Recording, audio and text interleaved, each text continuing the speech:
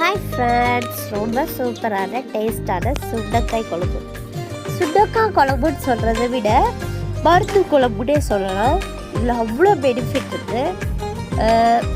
Vitamin A, B, இ, அப்புறம் இரும்பு சத்துக்கள் நிறைந்தது. நிறைய பெனிஃபிட் இருக்குது. எனக்கு தெரிஞ்சு 1-2 மட்டும் நான் சொல்லிட்டேன். ஒரு அப்பளம் மட்டும் இருந்தால் போதும், அவ்வளோ டேஸ்ட்டாக இருக்கும். இது அன்னைக்கு வச்சு அன்னைக்கு சாப்பிட்றதை விட அடுத்த நாள் சாப்பிட்டா இன்னும் டேஸ்ட்டாக இருக்கும். வாங்க எப்படி பண்ணுறதுன்னு பார்க்கலாம். கடாய் வச்சு எண்ணெய் ஊற்றிக்கலாம். எண்ணெய் கொஞ்சம் தாராளமாகவே ஊற்றிக்கோங்க. கடுகு, உளுத்தம்பருப்பு ஆட் பண்ணிக்கலாம். சீரகம், மிளகு ஆட் பண்ணிக்கலாம். வெங்காயம், கருவேப்பிலை, சின்ன வெங்காயம் ஆட் பண்ணுங்க, அப்போ தான் டேஸ்ட்டாக இருக்கும். நல்லா பொன்மரமெல்லாம் வறுத்துக்கலாம். பூண்டு 4-5 பல் பூண்டு ஆட் பண்ணிக்கலாம். சின்ன பூண்டை ஆட் பண்ணிக்கோங்க. நல்லா வதங்கட்டும். இப்போ தக்காளி ஆட் பண்ணிக்கலாம்.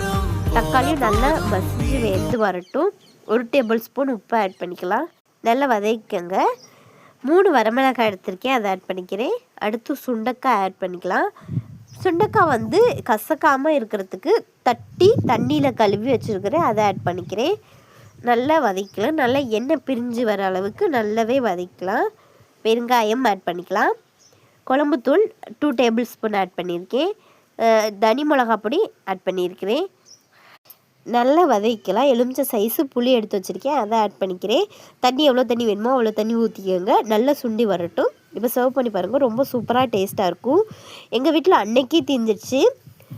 நீங்கள் அடுத்த நாள் வச்சு சாப்பிட்டு பாருங்கள். ரொம்ப டேஸ்ட்டாக இருக்கும். இந்த வீடியோ பிடிச்சிருந்தா மறக்காமல் லைக் பண்ணுங்கள். தேங்க்யூ மகளே.